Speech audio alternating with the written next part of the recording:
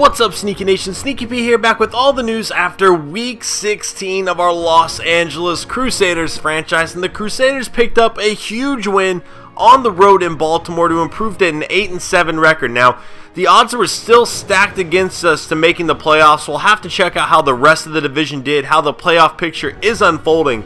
Before we get into that, we do have our game prep to do.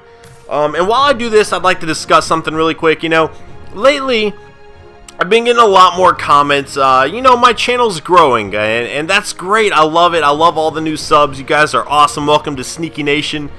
I've definitely had a lot more people join the page lately, so I definitely want to give you guys a shout out.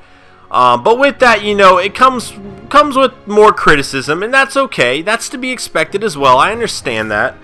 But I do kind of want to explain my situation on things. First things first, I have never, if you go watch every single video I've ever put up, I have never claimed to be some pro at Madden. I'm not. I know I'm not. I have a lot of flaws with my game. I know I'm not the best quarterback. I know I look for one wide receiver, and if he's not open, I sometimes panic and make bad decisions, and I throw it into double coverage every once in a while. You know, I get that. I do. I make mistakes.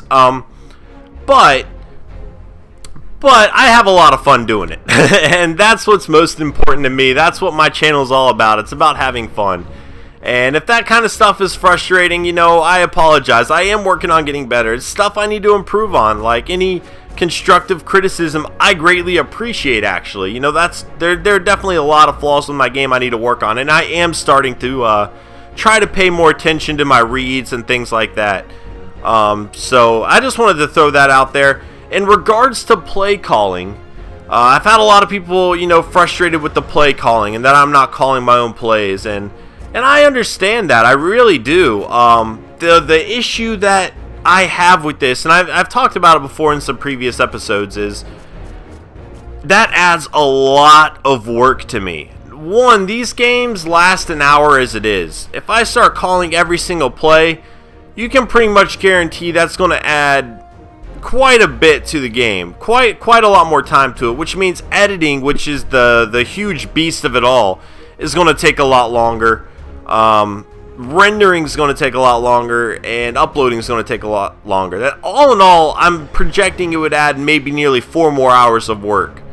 Maybe not 4, maybe like 2 or 3 between everything, but that's a lot of time that I unfortunately do not have. Now, I agree that we have issues with the play calling. I let the computer give me 9 suggestions, 12 suggestions, whatever it is.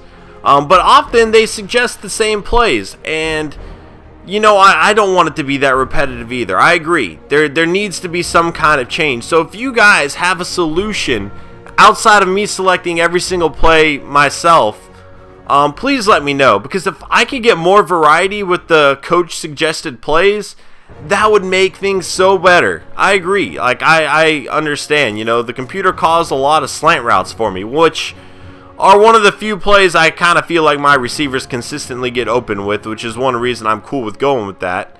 I try to mix it up with different receivers. You know, you've seen a lot of receivers catch passes throughout the season. Linebacker draft class welcomes its newest member, former linebacker. So I'm assuming they mean defensive end, Derwin Timmons. Quinston Benson finished the season with 20 sacks and new school record. All right. Go away, cough. Anyway, I agree though. We need to figure out a solution. I don't know if that's my coach, if it's my playbook. I don't know what it is, but they show me the same 12 plays frequently, and that's why there is a lot of repetitiveness, and I don't want that. I don't have time to call every single play my own myself, but I do agree there needs to be a change. So if you guys have any suggestions, please let me know, because I would greatly appreciate that. Now, if you look at our division, every single team is 8-7. That is crazy. That's so crazy. Now, this is not great for us. Alright, the Chargers have, as you can see, we are sitting in 4th.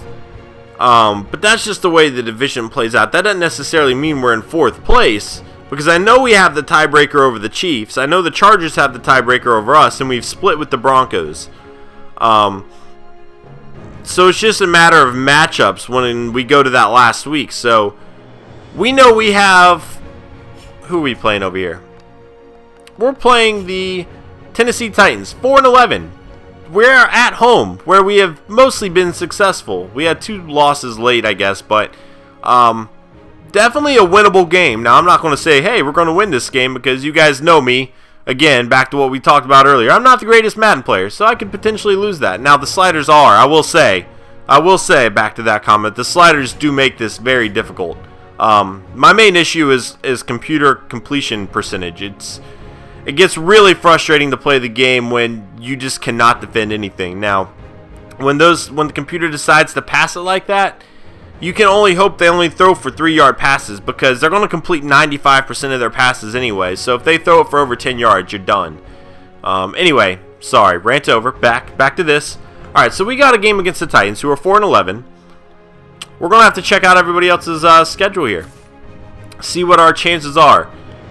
League schedule, we need the Chargers to lose. We know that. They have the tiebreaker on us, so no matter what, we need the Chargers to lose. They are playing the Minnesota Vikings, who, to my knowledge, have been pretty good throughout this season, throughout this entire franchise mode. We'll double check on that, but that is a good sign for us. Now, if the Chargers win this game, we're screwed.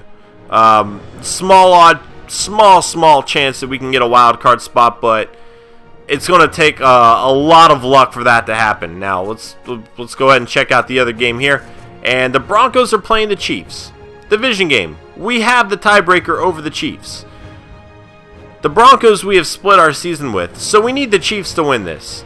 Now, obviously, we know they have the same record. The Broncos are a better team, I feel like most of us realize. But the Chiefs are at home for that game, so we're really going to need a hope that the Chiefs can pull that out. So ideally, we win our game, the Chargers lose, and the Chiefs win, and I think we are in the playoffs, if I'm not mistaken. I could be wrong on that.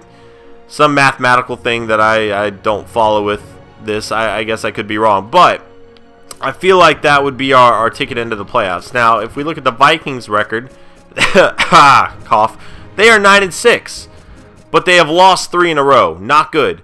Maybe it's time for them to turn it around, though. We need them to beat the Chargers. Like, that's what we need to happen. If we look at the playoff picture here, we are in the top 6 teams.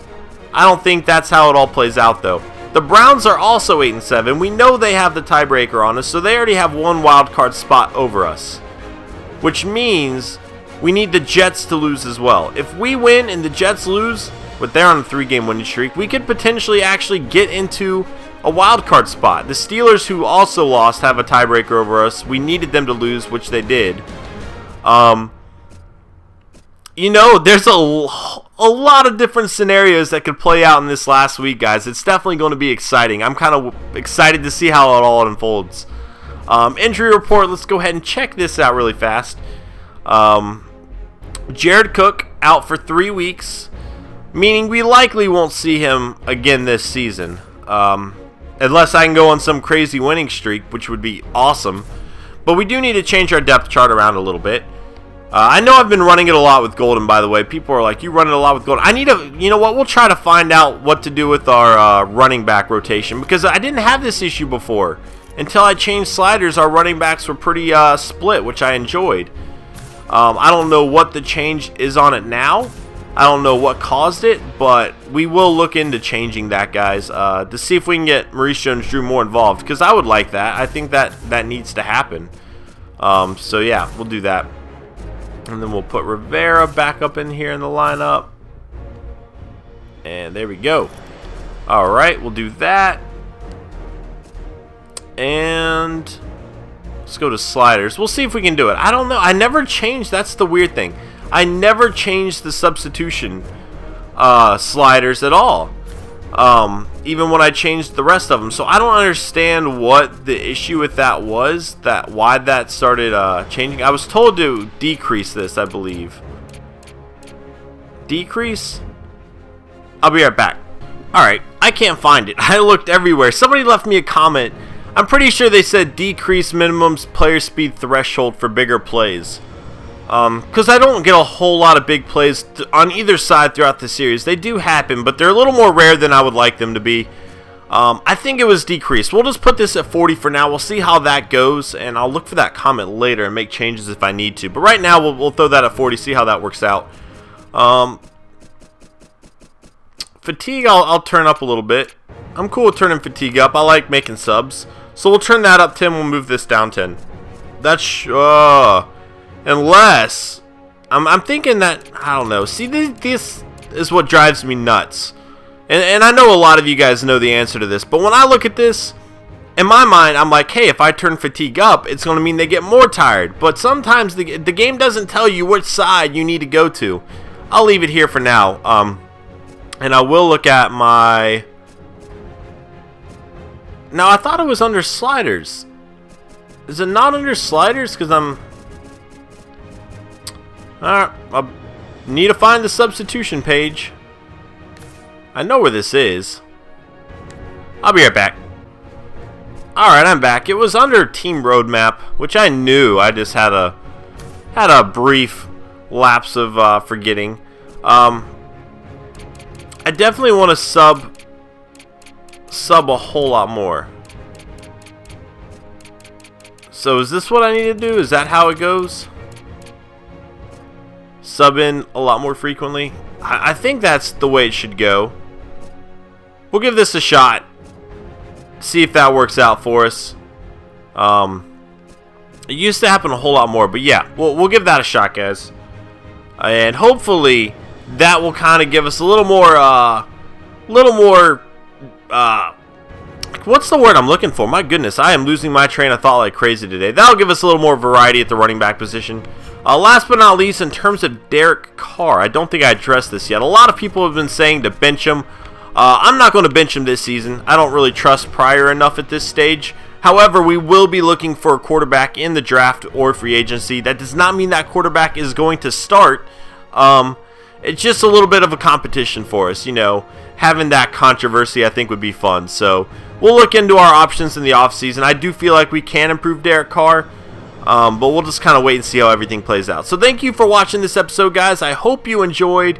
Thanks for having my back through all these years, guys. This has been incredible. You know, the channel's doing a lot better lately, and that is thanks to y'all. So thank you so much for all the support. I really do appreciate it, and I'll see you next time. Later.